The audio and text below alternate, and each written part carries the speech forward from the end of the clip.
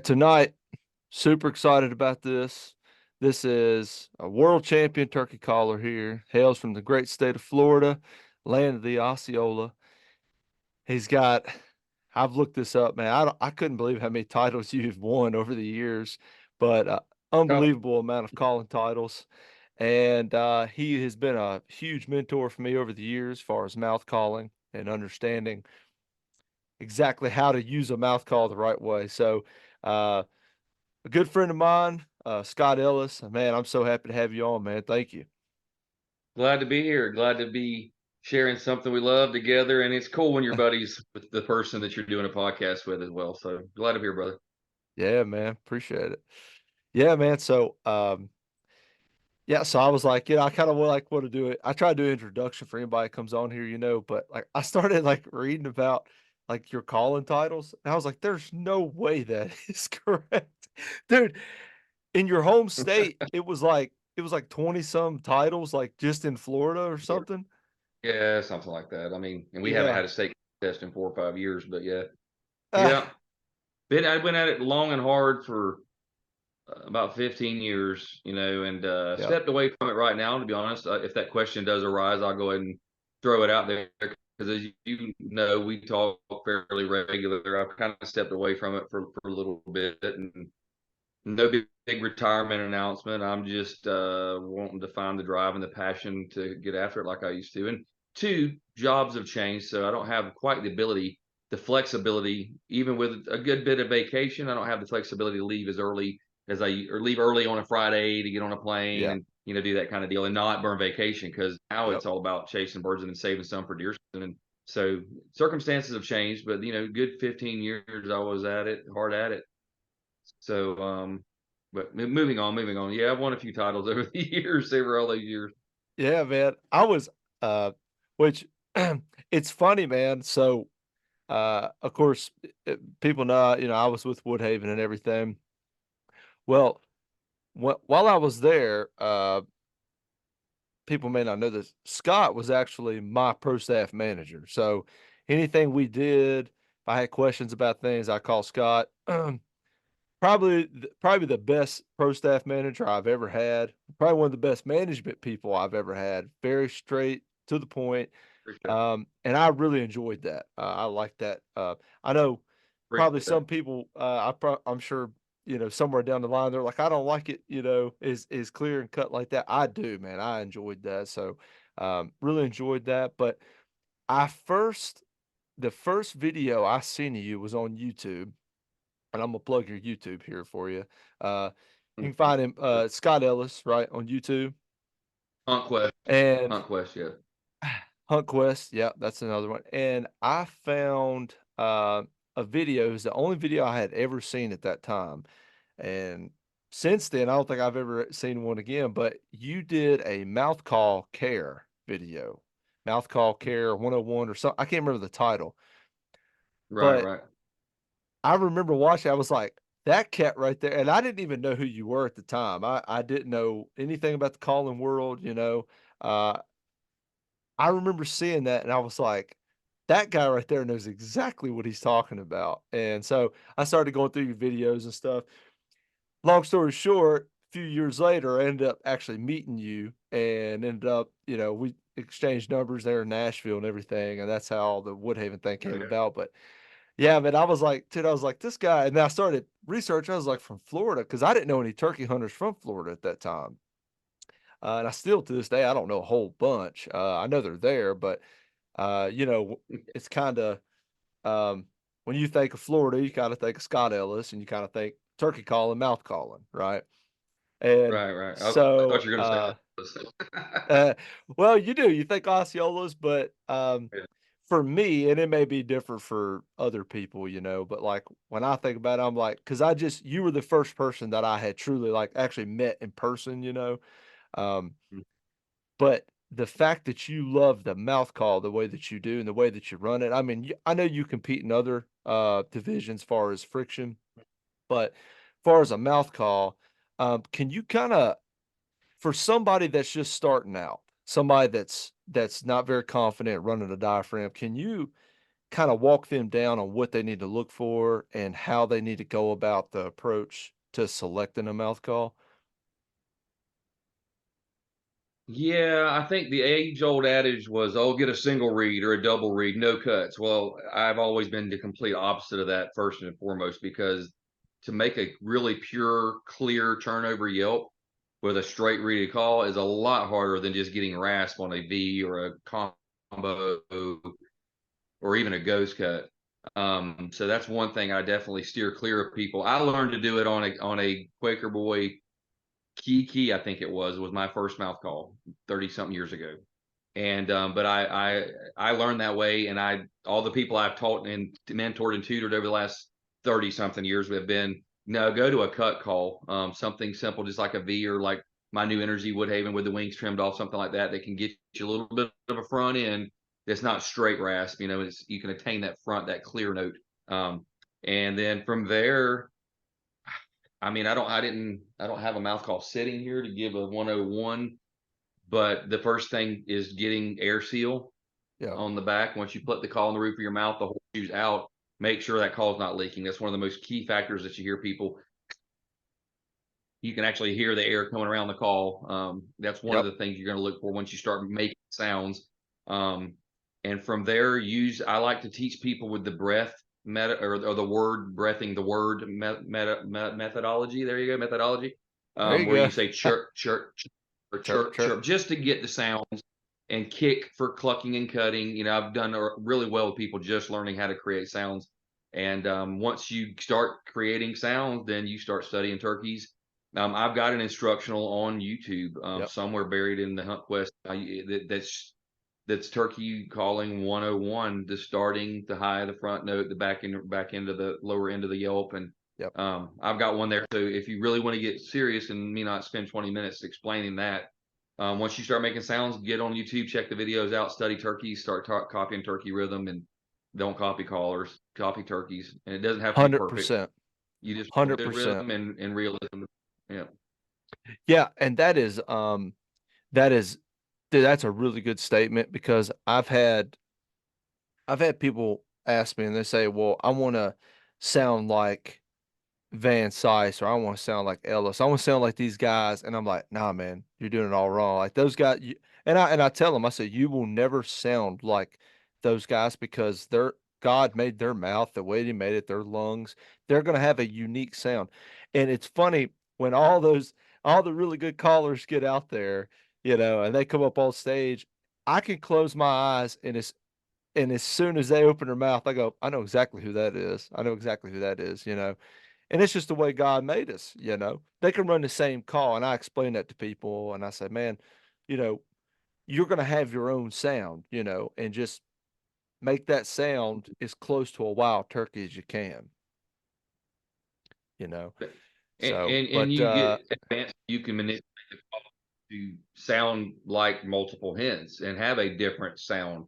I roll yes, over Yelp on a V. I can position Yelp or I can front end Yelp, take almost all the rasp out. You can manipulate the call. I've got a video on YouTube teaching the three what I call the three styles of hen yelping. That's on there as well.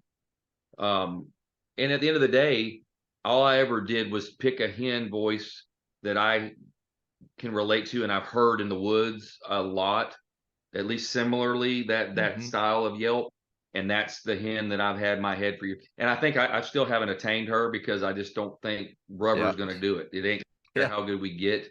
It just can't quite. I mean, we get really really close, but it's not the same. I'm close to the hen that I'm trying to hear in my head, but I don't think I'll ever get it out of latex. I'm afraid that's the nuts and the bolts of it. that man, so glad you said that because I just did an episode a couple nights ago with a guy and I said the exact same thing. There's a 20 some years ago, I sat and I watched a hen call. Actually, she was close enough I could see her yelping and stuff. But it was actually late winter, early spring, and they were still in their kind of winter flocks. And I just had slipped in. I just wanted to just I used to follow turkeys around in the woods just to listen to them. And the yelp that she had was the prettiest yelp I had ever heard, and it stuck in my head. But kind of the funny part about that is I've been with guys and it's almost, and we've talked about this before on the phone, it's almost like they're tone deaf, like they can't hear the front end break Mhm. back end. And it's like, and I'm like, I'm sitting there listening, I'm like, oh, she sounds like a glass call. She sounds like this call, and they're just like, it just sounds like a turkey. And I'm like, man, Right. that, you know, It's all just I and that's a statement I've made on many, many podcasts and to many, many turkey hunters and callers. I think if you have somewhat of a musical ear, and I play guitar and sing, I sing a yep, bit and can carry a tune, and I think those people are at a huge advantage over obviously every guy that's tone deaf. They all just kind of sounds the same, you know what I mean? yep, And they just can't decipher, really, truly cannot decipher the cadence even honestly and or the tone. And yep, so then people they're at a disadvantage. But all you can do is at least get the rhythm right. Try to get the rhythm right and try to sound as much like a turkey as you can. So yeah. yep. Um, so this was years ago. You made a video. I'm giving you all kind of plugs right now, man. I hope you get a huge I bump in appreciate it. followers, yeah, after this. But you Appreciate it, you brother. made a video about clucking, and the way you explained it, I thought was probably the best way a hunter with a really good set of ears can do it. You called it TikToking, you know, pit Hmm. pop, pit Cutting, pit pit pop, cutting, yeah. right. Um, I use the number system too. I've always taught one the number two, system. 1 2, yeah. One, two, And one, one, two. Yeah. Yeah. so back during, I think it was right around COVID, um, somewhere during that time frame, this app come out called TikTok. And I'll never forget, I called a buddy of mine. I was like, dude, every time I hear somebody talk about that, I think about, you know, Scott's That video video. about the TikTok. And you can sit there and dude, I've got so many videos on my phone. I don't video with the camera. I just, I have my phone and just set it on my leg, and Mhm. that's exactly what they do. It's a high frequency, high, low, high, low, high, high, high, low, and it's got that staccato, however you say it, cadence, but it's random. Got it You right. know, Yeah. yeah, Right, right, right. What is the word that I've used a million times? It's structured. It's how did I used to say it? Now I'm gonna show my age and my lack of memory. Random structure or something. It'll come to me where it's still rhythmic, but it's so random in the way they one two one one two one two one one. So it's structured randomness, I think is what I used to call it. If that makes yeah, sense, it's like an oxymoron. It's like jumbo shrimp, but it because is. they still have that beautiful rhythm, but it's broken staccato, if you will, Yeah, but it still holds some sort of a pattern. Yep. it So does. It does, man. And I think and the reason I had you on, man, because I watched your videos and I could tell, like, you have turkey killers, right? Guys that by any means necessary they kill them. You have turkey hunters, and then there's this weird group of us that loves the sound of the wild turkey, that just truly enjoys the sound of a hen, the way she talks, the inflection she puts in the sound. And you get talk to guys like us and you hear that it's like, man, she had a lot of front end or she didn't have a lot of front end. And you were, to me, the reason I've always, gave you the respect I gave you is because when I found your videos, I was like, man, that guy is exactly on the money, with everything he's saying about the front end was a I big appreciate one for that. me.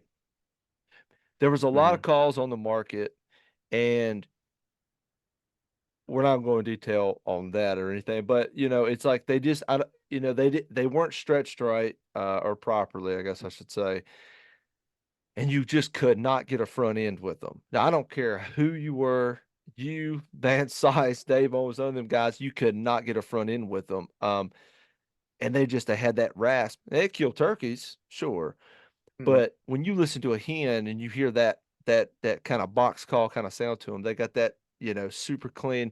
And you got a whole video about that as well, too, Right, how right. to achieve that. So let me ask you this, man. We're gonna kind of step back in time, I guess, but so living in because you grew up in Florida, right? So growing up in Florida, when was the first because I've struggled with the Osceolas. I mean, they've whipped my tail. So when was at what age did you kill your first Osceola down there? I think I was 10. I think I was 10. 10 or 11. 10 or 11. Yeah. Yeah. Yeah, I was actually, it's funny story. I was actually duck hunting and blowing duck calls before I was blowing turkey calls, believe it or not. I was duck hunting at 8, 9, a year or two before I actually said, I want to do this turkey thing too. Because my dad and my uncle, great story, they cut my teeth on dove and squirrels. That's what I learned to grow. That's what I started hunting at a 5 or 6 Right. year old. And my uncle and my dad, who were my inspirations, and my uncle played a big role in raising me as well and putting me in the woods. They didn't know Right. anything about turkey hunting. They had a Lynch's foolproof call, and they had a Penn's Woods final record, a 33, I think it's a 33 record, had Rod Latham. Some of the old timers out there might remember that name from Penn's Woods. And Right. that's where I started turkey sounds. And then from there went into Quaker Boy and some of Dick Kirby's cassette tapes Yep. where he would have hunts audio, not even, this is before video camera, and you could just hear him calling, and then the instructional stuff that he did all on audio. And so to answer your question, yeah, like 10 or 11, might have been 11. But that was when I killed my first Osceola. It was a Jake. It was Jake. Oh yeah, yeah, hell yeah. Yeah. Uh, it's funny, man. Florida for most guys, it's the last stop, right? For the slam. And I had a chance at a group of Jakes last year, and they come up there, and it was like three or four of them, and then they come up there, man. I mean, it was 20 yards, and I'm sitting there, and I'm like, well, there's my grand slam right there, and man, I didn't drive Well, 17 hours, to come down here and do that, but um, the terrain well, of Florida, it's funny you say that because now go ahead. oh well, I mean, in 3 years it won't matter. And that next year that you, or when you tell your buddies you got a bird, I mean, 85, 90% of the people aren't going to, was it a Jake? No, I got my Osceola. You know what I mean? So it's a long ways to Yeah, go and it's an expensive trip. So it is. I wouldn't shun a guy or bust a guy's balls for shooting a Jake to finish a slam. I wouldn't do it. But it's, to each their own. You can hold off Yeah, and say I did it with a long beard. It doesn't matter. But anyway, just my yeah. 2 cents. And you're right. We took Kendra out to Kansas, and her Rio was actually a Jake. He didn't look like a Jake. He actually had like his fan was almost fully complete, and it was really tough to tell it was a Jake. But we had dealt with them birds for like 3 days. They beat the paint off of the decoys, and finally we was like, and she ain't got no issues with it. And I said, let's tune this attitude up a You're little good. bit. Right? Yeah. So, yeah, I'm with you, man. I don't have any issues with it. I wanted my first one to be with a long beard. But to anyone listening, that's not to put anyone down on that though. Uh, Um, no, not at all. let me ask you this, man.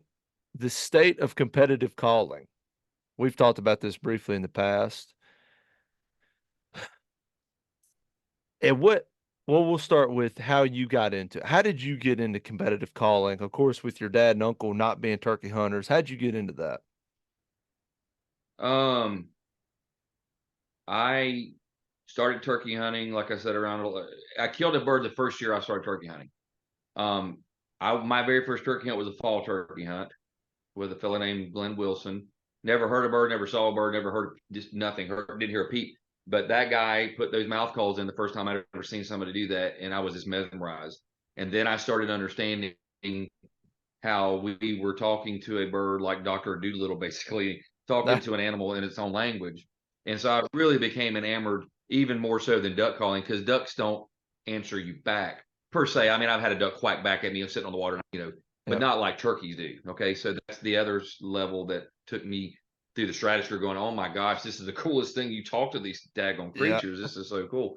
And bought a mouth call, had that my uncle and my dad had that Lynch's foolproof scratch, which is really easy to master. Bought that twin two. It was either twin two or Kiki Quaker Boy, and wore it out and ran that thing for, I don't know, it was 8 or 10 months leading into the next spring, and went out on an opening day and called up my first turkey, and it was a group of jakes actually, and shot my first bird, which was a jake. And as I got good with the call, really started mastering, I think I went to an old boss hen, Quaker Boy, then a Yep. cutter. I remember that one. Yep. And again, this is 80s. Yep. Yep. And started figuring out rasp. And I'm not bragging. I just got really good pretty quick. And I was just a young kid, didn't know any better. And I was 17 at this point. So I'd been calling for 5 or 6 years and and I lived with a turkey call in my mouth. I ran Yep. my neighbors out, made people move out of the neighborhood because I was bugging to death. All they ever Yep. heard was Scott Ellis out in the backyard running calls and running my parents. They walk around with earplugs in all the time. So Yep. I mean, I wore them out for years, for solid 5, 6 years. And what I noticed is I grew up hunting mostly public ground in Florida. I got a few opportunities to hunt some private ground, but I was hunting Central Florida WMAs, and I quickly realized the more I sounded like a turkey and could mimic a hen, and started understanding how to capitalize and exploit a gobbler's emotions, then I was like, man, I'm killing these things left and right, calling them for friends, and I started understanding the concept. And I said I heard about a calling contest, and I remember back in the days, this was when the caller used to come out from the NWTF, and it was a quarterly newspaper colored like book. There were Right. so many contests back in those days, and this was just the 90s. I mean, it was still in the heyday of competitive calling, but not Right. quite the 80s when it really exploded. But you get that magazine quarterly, and you could look and see all the competitive callers and all these contests all over the nation. And it just intrigued me. I got to do this. And then I got good on a call, what I thought was good at the time, and found out about the Florida State. It was 1992. I was a senior in high school. I was 17 years old, and this is when they only had Jakes and not Jakes. They had junior and senior. There was not a Polks or intermediate. It was juniors and seniors, and all I had was $20 that my uncle Ray gave me to go enter that contest. And I remember calling the contact on that caller magazine. I don't remember the gentleman's name, but I said, "Look, buddy, I only got $20. Sir, can I just call up at 17 into the seniors?" And he kind of chuckled and laughed. He goes, "Sure, you can call whatever you want to call. It doesn't matter at all." So I drove down there to the ranch resort, gave him my $20, signed up in the senior at 17, and I placed second in the senior Ah. state senior at 17. And I mean, there was 25 guys in that thing. And Yeah. Steve Kazmierski, who was the winning the Florida guy way back in the 90s, he's the one that won it. And I think Wayne Cox Wayne Cox was there. No, what, this is before their time. I did that before their time even. So Right. I don't remember who was third or who else was the names, but Steve Kazmierski was the big Florida State guy. Anyways, and what had happened after that was, and I'm getting long winded talking about No, competition no, calling. you're fine, man. At 18, was in college for a while, dropped out of college or finished the semester, then ended up going in the Army, and then disappeared out of the face of calling competitions for a couple of years. Well, when I went to Fort Hood, Texas, went to Korea, came back to Fort Jackson, South Carolina. So some years later, I wanted to get back into competition calling. Killed my first Eastern on Fort Jackson back in 1995. That was when the first Eastern I ever killed. And then I learned of Edgefield, obviously, was the headquarters for the NWTF, and that's where they Yep. had the South Carolina State. Well, I'm this cocky, brash kid thinking, "Oh, I was second to Florida State, blah, blah, blah." Well, little did I know I had not a clue about competition turkey calling. Absolutely green as they come. I remember, I think Mark, it was one of Mark Prudhomme's first contests. He was there. Skeet Thomas was there. William Terry was there. Joe Drake was there. I mean, some older names that have walked away, stepped away from it since, or retired or Yep. whatever. And I think Joe's still calling. Actually, Joe Drake he's still calling. Oh, Paul, he was there. And at any rate, I called there 2 different times and got my butt handed to me, and then slowly I got out of the Army, sorry, in 98, moved back home in 99. This would have been 96 or 7 when I called in South Carolina State. Didn't get a sniff. Got back to Florida in 99, and then started calling in the Florida State, and at that point started to hone and started to go to contests and hone my craft, if you will, and started learning the game and Yep. how you get on a stage and present Oh yeah. calls. And so that's sorry that was long winded, but that's how it started, and then progressed into building my own calls in the 2004 or five. I started building my own mouth calls, Yep. and that was another game changer, as you well know. It changed. I mean, our Woodhavens are fantastic calls, but when you can really tailor your what you're trying to do by changing tensions, and the sky's the limit with all the materials and tensions that you need, and you can do it what you want and experiment. And so that's where that was a game changer for me, just building my own call and starting to tinker that way too. Because Yeah. up until that point, I'd been calling and placing and starting to be successful using back then. Heck, I had some luck with Primo's calls and with Quaker Wood calls. And then I joined Woodhaven in '09, and this is my 15-year anniversary with Woodhaven. Yep. Yeah. So Yeah, man. That's a heck of a run. I mean, that's a heck of a run. Yeah, I mean, coming when you start building your own calls, I mean, it changes the game. It really does. You start to learn, you're like, oh man, if I just tweak this just a little bit, if I cut this just a little bit, you really start to get that sound that you want. And I think that's when you truly you find your true sound, which we touched on earlier. But so being this is a big topic. I'm sure you've heard this a bunch. Being on stage as much as you are, being around the competition crowd, obviously the great callers.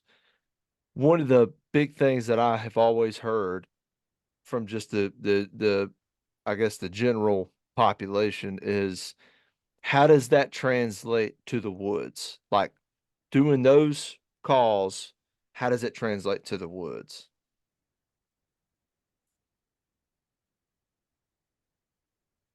A is realism, which I've been preaching for 15 years with Mouth Call Magic 1 and 2, my old DVDs, the Turkey Tech app, tons of magazine articles I've written. Realism kills turkeys. I mean, and the more realistic you are, and that's rhythm and tone, put them both in the package. If we're going to be call a spade, not rhythm is better for an average guy that's never going to get to that upper echelon of calling.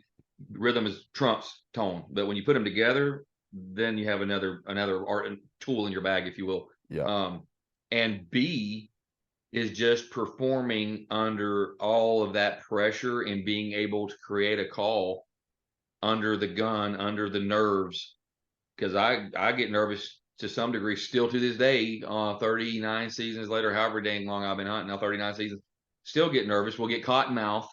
We'll get cottonmouth. Struggle purring sometimes when I got a bird coming Oh, in. oh Um, yeah. so when you get on the stage and it allows you to truly master the call like a musical instrument, like Right. a great guitarist, and it allows you to perform that call at will, anytime, any place, at any point in the hunt, the engagement. It allows you to Yes. perform that call at will. Because I know people that just they're decent callers, but they get under the pressure of a bird coming in or something, and they can't get sounds out. They squawk Yeah. on things. They squawk. They squeak. They don't have the ability to perform it under pressure at will. And that's one of that'd probably be this actually A, B, and C that I would say that helps. Why it helps, and then it's just you meet some great people. You meet hunting buddies. You end up going hunting with people across the Yep. nation. It's a great camaraderie and fellowship as well. I would say this is what I have told people. Um, those guys you see in Nashville on that stage, no matter what it is, hoot owl, head to head, um, friction, open, whatever they're calling in. The difference between those guys and the average day Joes, for one, it's dedication and practice. Those guys, yourself being one, put in a lot of time and effort to make that to make those sounds the way they do on demand. That's where it's different. But number Right. two, like with mouth calls, I had a guy at the house last year, and I was trying to fit calls for him and stuff, and was trying this, trying that, trying to figure out his airflows, what we was trying to do. And he said, "How do those guys?" He asked me, he said, "How do those guys in the Grand Nationals? How can they whip and whine and kiki like that?" I said, and I told him, I said, the difference in those cats and just the average Joe, I said, they can put a call in. If it's not even built for them, if it's straight off the shelf, within I'm gonna give them 2 to 5 minutes, they're gonna figure out exactly what that call can do. They're gonna be able to give you a front end, give you a back end, and they'll say, "This call can't do what you want it to do." I'd say 98% of the better upper echelon competition callers can do that. 100%. Yeah, yeah. I can Yep. take a call.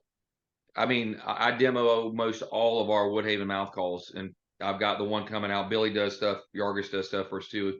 Um, but I ran Mike's Yellow Hammer, I ran Billy's Equalizer, and I ran my new Dagger, and they're three completely different cuts for the most part. And I will find out which hen sounds the most realistic in my ear, whether it's a rollover yelp or I drag the front a little bit to a front end yelp, or I do a transition yelp, which is more of a high to low slide, but I call it transition yelp. This kind of slides into the rasp. And yeah, yeah, it's an art to be able to just put it in what mechanics it takes, which air channeling, which flow, how much tongue it takes to get the realism and the most out of that call. But you're 100% correct. Yes.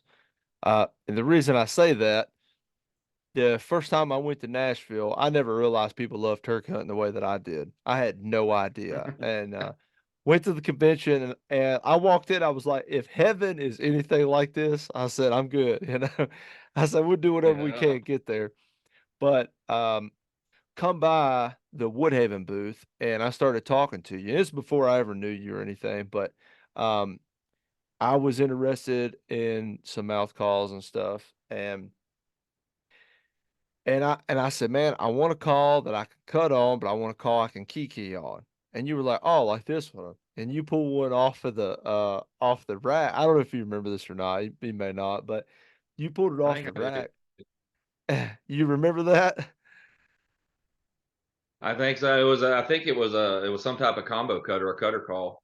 It was, and I can't remember what the call was myself, but you threw it in, and dude, you did the key run, and I was like, "That's it." And then you did a fly down. You actually did a fly down with it. And it was so funny. And I said, "Which one is that?" And you said, it's it. And you literally pulled it I off think of it the was. rack. I think it was Billy's. Was this 4 or 5 years ago, maybe, This has been a while. or This even is, longer than that? yeah, this has been a long. I think this was before Billy's calls had come out, I think, honestly. But It was I can't remember probably what a it was. scorpion, then a red scorpion. I can't remember what it was, but I A red said, scorpion. I bet money that's what it was. I looked at you and I said, "Which one is that?" And you pointed, and I went up there and I got like 2 or 3 of them. I said, "I'll take them."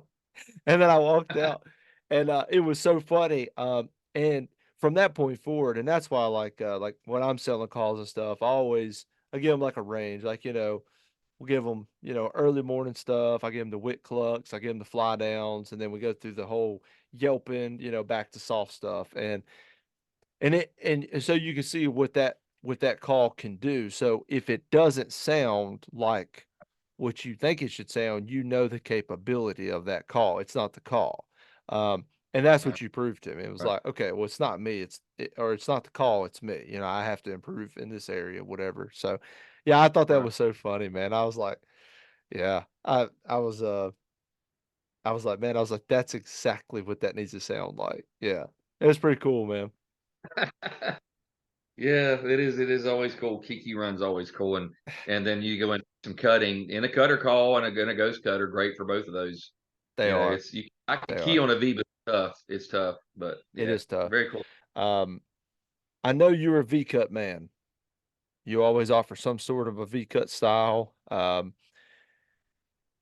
do you think talking to somebody, let's pretend like we're talking to somebody that is new to calling, they want to get into using a mouth call. Which cut would you suggest to a new person?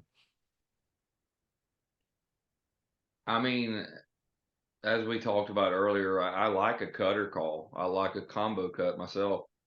Not a huge fan of ghost cuts, to be honest with you. Love a V. I think honestly, you can. It's easier for a new turkey caller. slash hunter to get a front on a cutter or a combo than a V. But my Yep. V's all have like the wings clipped off of them. The yellow venom is like a offset V. The new dagger actually has almost like the ninja hammer, almost like a little side cut with the new energy V on the left side of the call. Um, the raspberry reactor is a V offset to the right side, but it's got that little cutout on the left side that cleans that up, that V up. Really easy to get a front on a raspberry red reactor.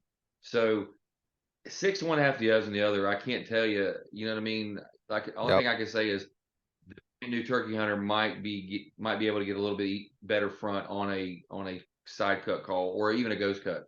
But once you get just past basic beginner, I think a guy can cut better on a V. I think you can fucking purr better on a V or a modified V. Um, Yep. I think you can yelp better on a V. Quite honestly, but it's once you get to your level to the next little bit level above, beginner stage, then the guy's gonna have to figure it out on his own. Honestly, Yeah. best way I can So put it. the so so I always tell people, especially when they're buying my calls, I always tell them get a 3 pack and don't get the same cut. Um, because a lot of guys, and I'm not trying to, I'm not trying to boost calls on people, and I'm not trying to like, sell calls, make a ton of money or nothing like that. I'm just trying to, what I tell people is sometimes a lot of people don't know which way, I guess, which way they're pushing air. They don't really know if it's down the center, left, or right. They don't really know. And when you get into that and they say, I want to have that sweet front end, then I want to have all that rasp on the back end. Well, you've got to know which way you're pushing that air in order to achieve that. Um, and a combo cutter is, that is for anybody listening. I would not recommend a ghost cut for somebody starting out. I would recommend a V cut or a combo or a reverse combo, but get a variety. Like if you see somebody like Scott Ellis or one of these guys that are running calls, they're going to make every call sound great. They're just good at calling.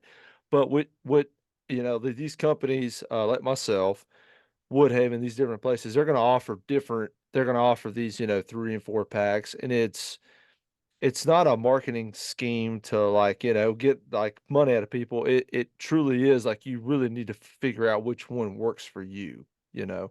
And I've had a lot of people after the season, they'll call me and they say, "Hey man, it's like I thought I was gonna like this one." And then like I had a guy call me the other day, my new series that just come out, that new 3 pack, and they're like, I didn't even know I liked bat wings. They're like, but the bat wing is the one. Like that's the one that's, and I'm like, yeah, I'm like, Batwing is very and underrated. you just, yeah, exactly. Because they figured out, okay, well, I push air to my left. And I talked to a guy, I just had a guy on, I actually just put that video up today.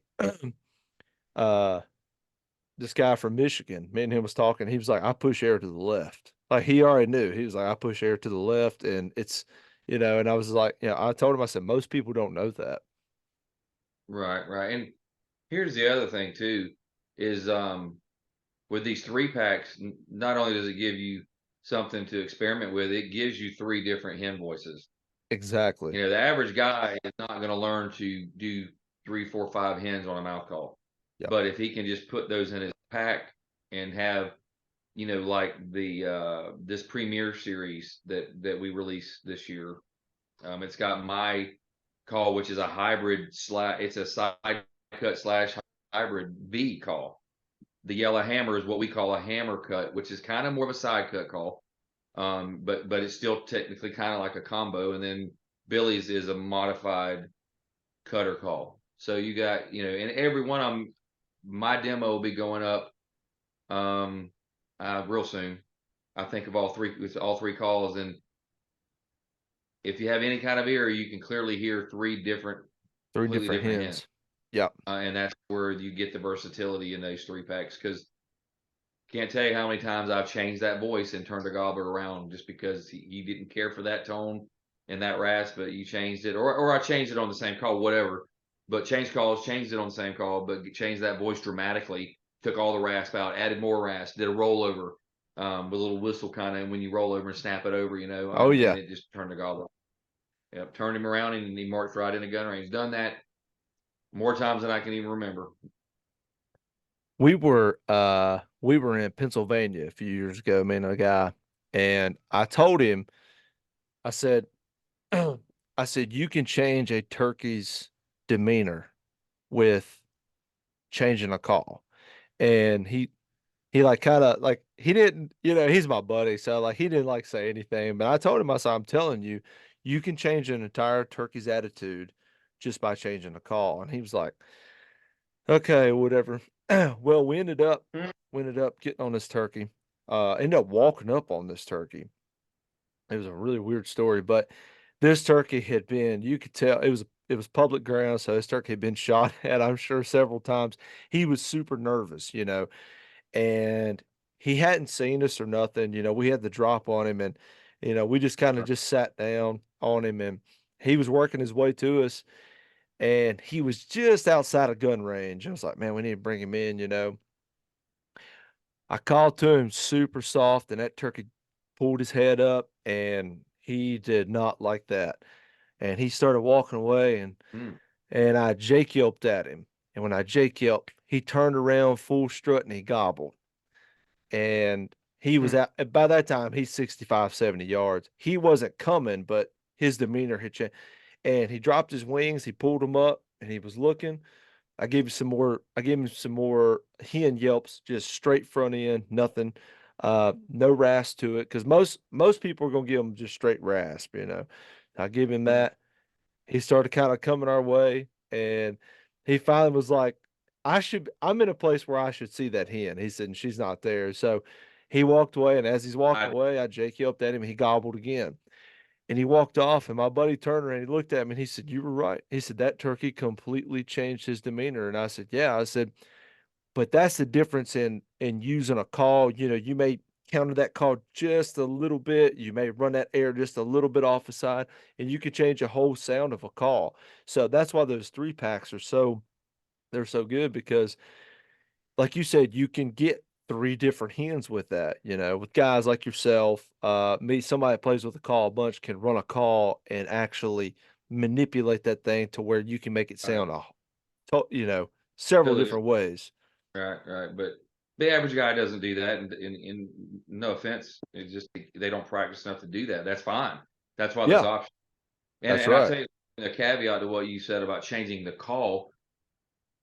I have learned to what I call exploiting a gobbler's emotions, and by giving Yeah. him what the old adage is, give him what he wants to hear. But to really dumb that down is simply, if he's overly gobbling over, he's totally off the chain excited, strutting too much, gobbling too much, you go quiet. You play cat and mouse. If he's not, if he's kind of apprehensive, I might give him some more excited yelping and cutting to try to pique his mood. It's all about exploiting his emotions, whether it's getting soft, whether it's challenging him with fighting purrs or Jake yelps, whether it's being sexy and aggressive, or whether it's going coy and soft and whining and whipping and clucking and purring and soft yelp and muted yelps, scratching in the leagues. There's a lot we could talk. Man, I could talk for hours on how to play all Hours. those. Yeah, and that's what most people don't realize. They just go out there and they cluck and yelp or cut and yelp and cut and yelp and cut and yelp, and it'll kill turkeys. But it won't kill as many turkeys if you can really truly read him and what he needs to hear to pique his interest, to challenge him, or to calm him down because he's just so overly excited. So that's Yes. kind of the three categories I put it in. Yeah. 100%. And the the big topic that comes up every year is woodsmanship or calling. Woodsmanship or calling. And I say I don't know why it has to be a division between the two. Just do them both. Um I don't know and why there's ever a debate. Do them both. You say yeah, you do have them killers, both. callers, and hunters, and then you have serial killers. And to me, a serial Yep. killer is an advanced level caller with advanced level woodmanship. Woodsmanship. Absolutely. Absolutely. And I don't, you Yeah, can lean and on one or the other. Some people that are really, really good callers, they're not quite the woodsman. They may lean on the calling a little bit more. Guys that aren't very good callers are usually the ones that argue and have the debate to say, "Oh, it's just woodsmanship." Which, yeah, you can woodsmanship, add yeah. a piece in. know where they're flying down every day and know where they're going to go to feed or where the hens are doing. You set up in front of them and kill them, and because Yep. you watch them, you know what they're doing. I rarely get that luxury to get and pattern turkeys like that anywhere because Me I'm too. bouncing here, Me I'm too. bouncing there, and I'm going all over the place, and it's more of a fly by the seat of your pants thing and react to whatever's happening while it's unfolding, and not. I would love to have a 10,000 acre lease that I could be on Oh, constantly and learn these yeah. areas Just yeah.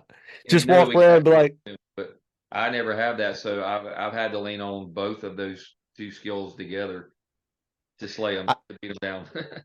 absolutely, man. And that's the thing, like when you were talking about reading a turkey, um, when you get technical about listening to him, I had a my father-in-law actually told me this. He's a big turkey hunter. Um, it was just it's weird how it all worked out, but he told me, he said he's been a turkey killer for years, way back in the day, and he told me, he Okay, said yeah, he said when that turkey gobbles, he's gonna tell you everything that you need to know. And if you truly listen to how he gobbles, when he gobbles, in the area he's gobbling, it changes everything. And it was so funny because I like actually like, like listening to him, and I'm like, dude, this guy knows exactly what he's talking about, because that turkey's like, okay, well, like we live in the mountains, well, mhm, that bird is he'll only gobble half or on top of the ridge. He ain't gobbling down here low. So down here he's incognito. So if you hear him low, you might as well go find another bird, just different things like that, and understanding what that turkey needs. And I've been with guys, I was with two guys last year. I was out of state, and turkey gobbled, and you could tell he was panic gobbling. He wasn't gobbling to gobble up a hen, you know what I mean? Like he was like, where'd my hen go? He's panicking. Well, within 10 minutes he found his hens. He just completely shut up, and they were like, you're right. As I told him, I said, we're not gonna chase him. I said, he's panic gobbling, and we ended up killing him the next day. But you're exactly right. And I think that's where that understanding the vocabulary, the mhm, calling, because that's where calling comes from, is understanding the vocabulary. But you apply that with the right. woodsmanship behind it. Yeah, how to move, how to set up, how to camouflage, how to hide the hen, which is something I coined a long time ago because I don't use decoys, which is a whole nother conversation topic. But hide the hen deal is something I learned to do when I was a kid because I experimented with decoys back in the Yep. '90s when the feather flex came out, and I'm like, Oh, I had 4 or 5 birds hang up on me, stand there and look at that and tuck their wings and walk off. I said, I've been killing for at that time 15, 16, 17 years without any decoy, and I learned to kill them without decoys. right. And I patterned my whole everything I do is around hiding the hen and setup and using terrain to have that gobbler have to come look for you. And by the time he makes eye contact where he thinks he Isn't should gun see range. her, he's in gun range. And it's too late. That's what I've been doing, and I preached it 100 times on podcasts if I've preached it once.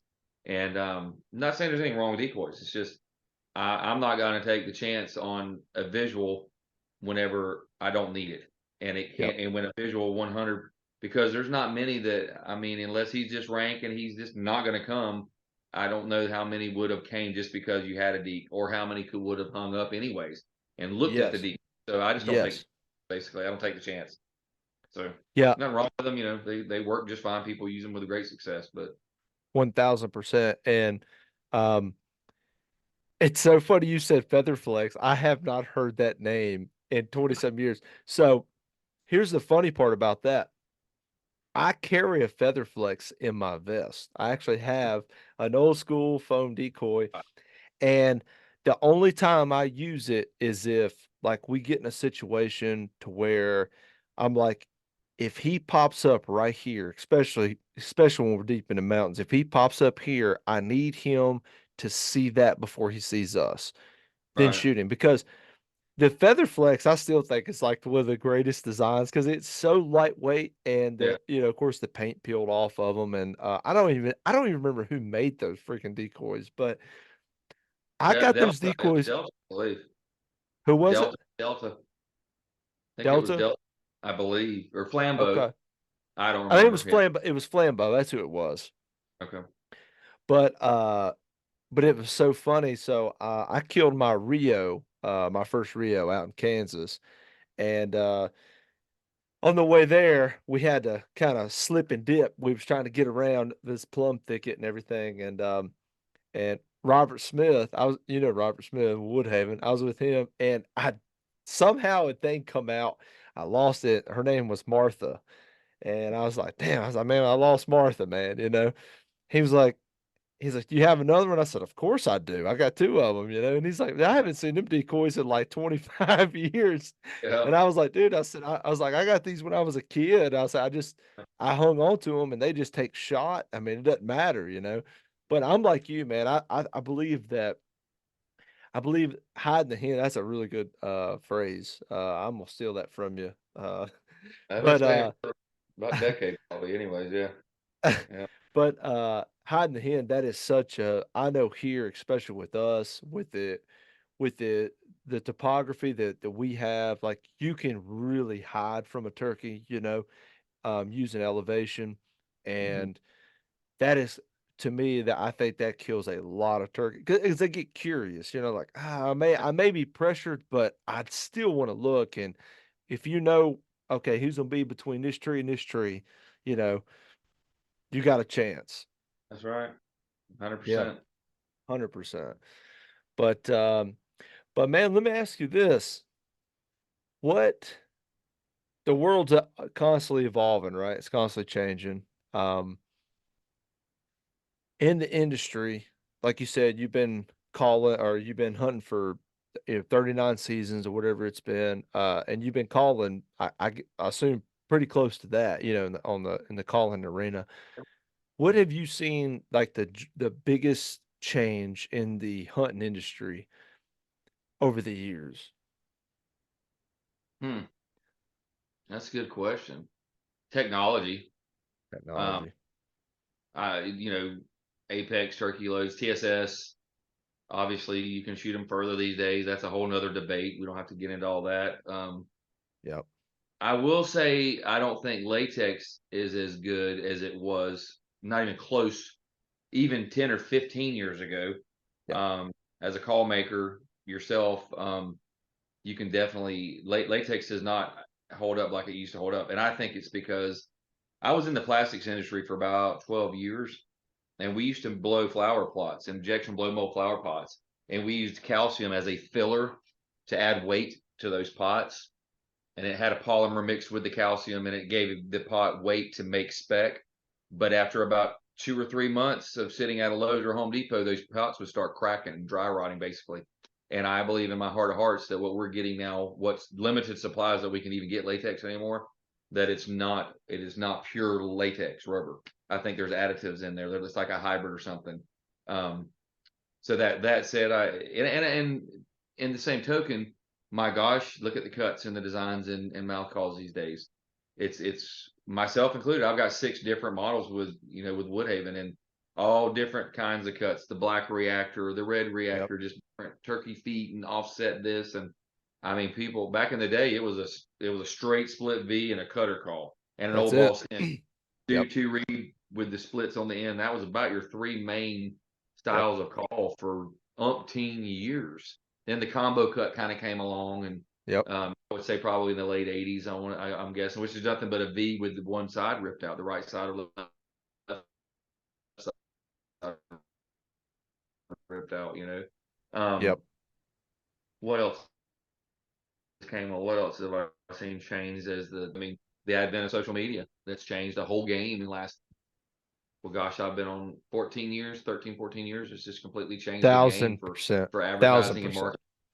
Yep. Um, and YouTube, YouTube as well, to become if they really want to become a much better turkey hunter at a very very fast pace. There's and my and I'm I mean I've contributed to that. With my videos on calling and tips and my app that I did a few years ago, Turkey Tech, and there's so many tools at your fingertips. If you put a little bit of effort into turkey hunting now, there's so much out there to learn. That's what it was for me when I was a kid. the old All One Stars of yeah. Spring and the True series, and that was it. That was just watching guys do it and reading. I learned my basic turkey calling and hunting, some of that old Quaker Boy stuff from back in the 80s, and then Oh, yeah. I learned it from reading magazine articles.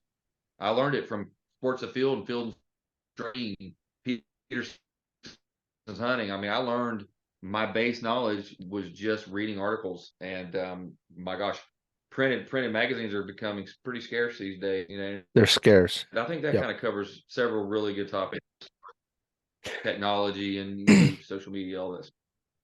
Absolutely, 100%, and I was the same way, man. I used to read Turkey Call and all them different magazines, and I used to, as corny as it sounds, I used to, like, do, like, these mock setups, like, I used to, like, go out there and I was like, "I can't understand how a turkey can see me," like, I was like, "I don't understand," and so I literally, like, would, like, walk around a tree and like, how can he see me? And I started learning about profiles, you know. Well, then I started reading about, you know, in these different magazines, well, your profile matters, you know.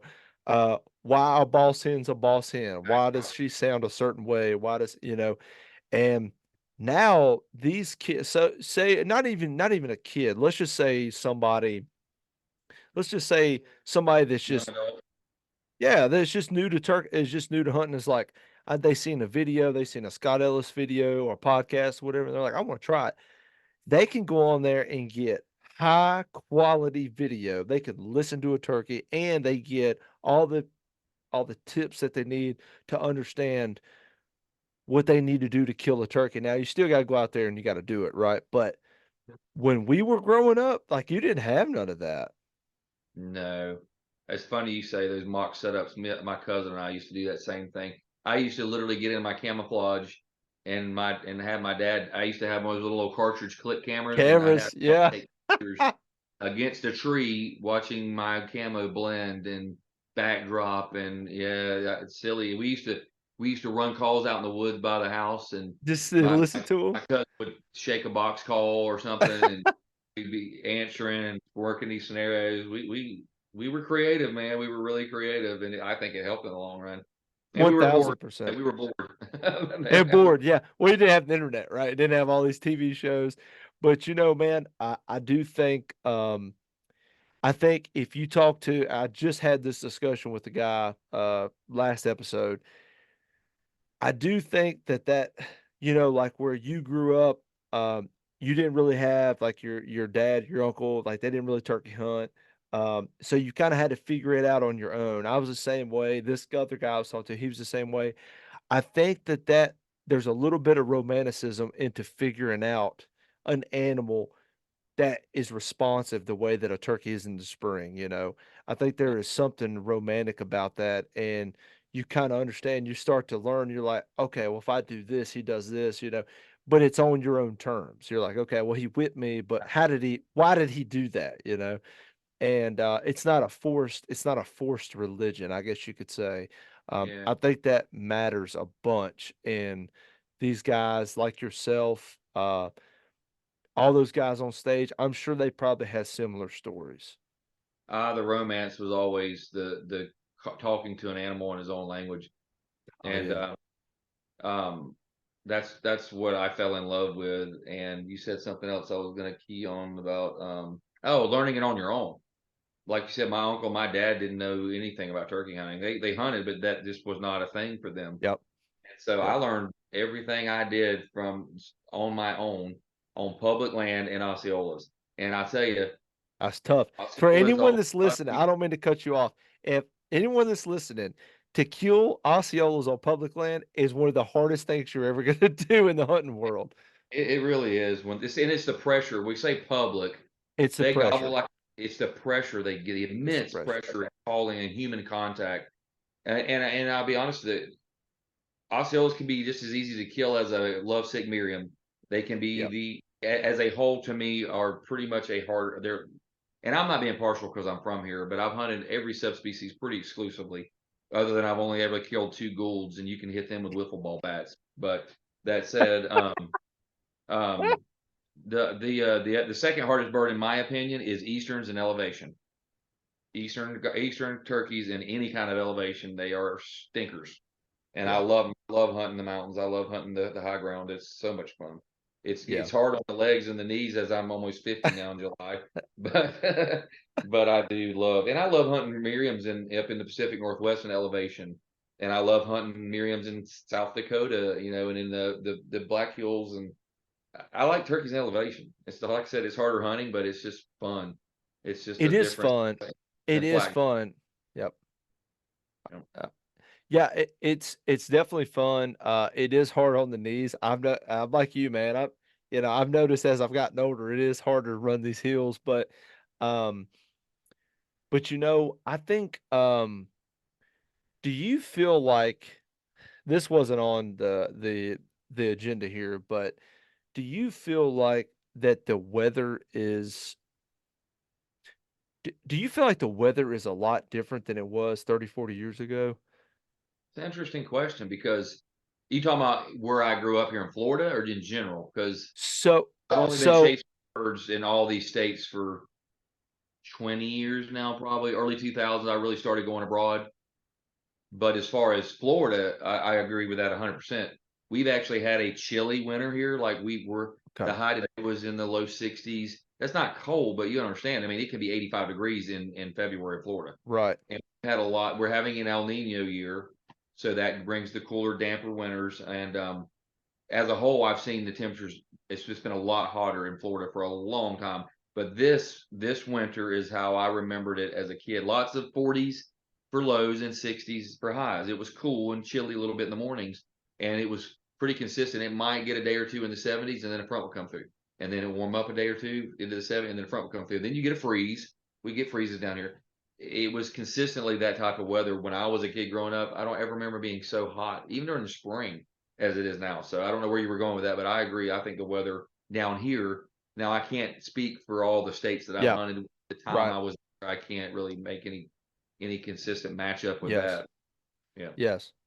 Um, it's funny, I'm gonna have there's another guy I'm gonna have on, and he mentioned this. And I had been I had kind of I'd not been very public about my feelings about the weather, but I'm with you 100%, man. I know, like I said, I can't speak for California and Minnesota and Texas. I don't know, but I know here where we live at, the weather has been just not very conducive for turkeys. It has not been very good the last few years for us. For Well, hatches, far as hatching, turkey season in general, oh, it was super, super cold here, man. I mean, like not like the chilly spring mornings. I'm talking like it's 23 degrees and I'm sitting there with a full face, mask on, yeah. my hands are freezing off. Um, and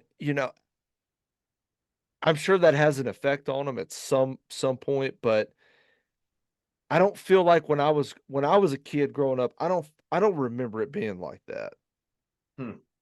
Interesting. Yeah. See, it's kind of the opposite down here. I remember it being a lot cooler down here than it's been. And I've been home now from out of the military. I was gone for 6 years and went to Korea and Fort Texas and South Carolina. Those are my three duty stations in 6 years. And outside of that, I was been in Florida the rest of my entire life, so 43 years. And I've been home since '99. Now I've been home now for 25 years after the military, and other than just random cool snaps here and there, I can remember winter and went after winter and into spring after spring. And it's just, I remember Ashley and I were down in South Florida for the opener last year, and it was almost 100 degrees. And the Yeah, first weekend of March. yeah, Now, I remember 3 or 4 years ago, there was an episode on Hunt Quest with Jake, killed a bird down in South Florida, and it was like we had frost on the ground. So, I mean, but as a whole, it's just been a lot harder for a lot more consistent time frame than I remember ever when I was the first 20 years of my life before I left for yeah, service. yeah. And I guess what we're who cares what the weather is, right? Like, what are you trying to tie it into? to the turkeys and how they react in gobbling? Is that where you're kind of going with this? Well, I guess so, but for like for us, I just we get a lot of rain. We get a ton of rain in this area, and I've seen how it's affected, especially us night hunting coyotes, predators. I've seen how it's affected our cattle. We have a lot of cattle deaths because of rain and the mud, and they get sick. Really? Um, I've seen how it's affected my dogs. Like I've seen how it's affected like a lot of different things. And I sit there and I think if a turkey is wintering, especially a young turkey is wintering, and they have all this rain and cold weather, it's hot, then it's cold, it's hot, then it's cold. It has to have an effect on them. It has to have an effect. On Now, I'm both not sides, I'm not 100%. saying that that is the big, the big question about the turkey decline. I'm not saying that that is um Right. the exact cause for it because like you said, you're seeing the complete opposite down south, but I think we are having a climate shift somewhat in North America. Somewhat. Right. Does it affect turkeys? I don't know, but I do know this. When it's raining all turkey season and the wind's blowing 40, 50 mile an hour, it's going to affect them breeding. That's just Yeah. that's a real because survive breed. Survive is always gonna trump the breed card. And that's interesting you say that because another tying it into some of the breeding that you just mentioned, I have noticed unequivocally gobbling frequency has declined.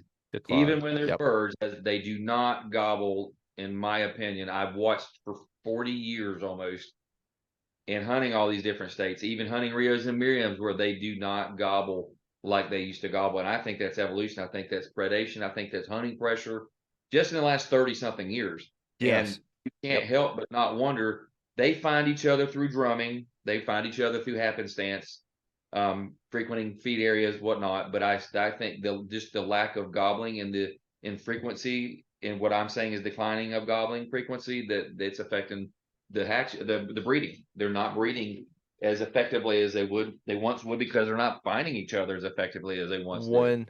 1,000%. That was well said. Yeah. I couldn't agree more. And that was my I had a discussion with a guy, and this guy's killed way more turkeys than I'll ever kill in my life. But he was like, rain is they deal with rain year round. I said, right. I said, but a turkey struts, a gobbler struts to attract a female. That's part of their ritual. If he can't strut because his tail fan is slapping him in the back of the head, he's Right. not going to because he's constantly on high alert looking for coyotes, foxes, and anything that's going to kill him, hawks, whatever. But Bobcats. Yep. and that hen is not going to be as perceptive of him because she's like, he's not in the mood and he's not strutting, so I'm gonna go Ready. back to feeding, you know. There's a Um, lot. Yes. yeah, I think that's a lot of it, but for the big discussion that you were referring to, the decline, I don't think there's one factor, man. I truly I don't there's one thing that I feel really confident about, and I don't think it's one factor because you're seeing it in different regions of the US, while there's other regions that are just booming. So Yep. it's pockets of them, and so you look at it and you go, well, Florida, like I look at Florida, I go, well, look at Florida, they've got every predator in the world, but somehow they still have turkeys, you know. Mhm. Um, And they're pocketed here too, though. Trust me. There's yep, places I've literally watched a couple of different WMAs that have gone to horrible turkey hunting. They were once premier turkey hunting and went so far downhill that people weren't even putting in for the draw anymore. yep, And then now have been back there since. And this is a place I've been hunting over 20 something years. It's a draw hunt.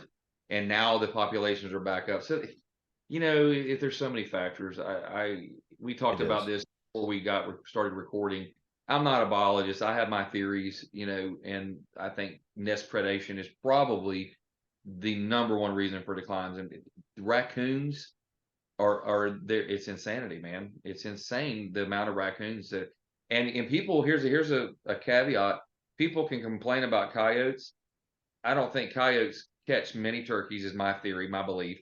They don't. They will catch a nesting hen once in a while. They will catch one once in a while. Bobcats will kill way more turkeys than a dang coyote. But you got to Yep. think one thing: a coyote will kill a coon and eat it though. Yep. So you got to think about and they'll kill it. I don't know if they'll kill a skunk, but they'll kill a possum that would eat turkey eggs. They'll eat a possum. They'll eat um, about anything they can catch. They'll eat. So you think of Yes. the other things, the nest predators that they would coons and possums and I say skunks, but I don't know if they'll mess with a skunk and get sprayed. But there's a balance there, even though people complain about coyotes all the time, and they're Yep. horrible fawns. Don't get me wrong. I do know how that works with the fawn. I'm not going to say coyotes are great. We should embrace coyotes, Right. but I think they serve a little more of a purpose than people realize actually in the chain, the food chain, if you will. Hey All right. man, we're running low on time. Just want to give you a heads up. Are you Okay. good with ending where we're at? Yeah, I'm good, brother. I got some other things I got to take care of, but I appreciate you having me, and we'll continue on this. You talking about the whole decline in numbers thing? We can definitely go down that road. And like I said, I'm not a biologist, but I'm around them enough to, I think, have enough knowledge to make a good theory, anyways. Right. Yeah. And we'll do that next time, man. And I'm definitely gonna have you back on. So I appreciate you, man. Thank you for coming on. And You're I'll welcome. let you know when I get this posted. Okay, sounds like a plan. Thanks for having me, brother. All right, man. Hey, take care, buddy. Take care. Bye bye.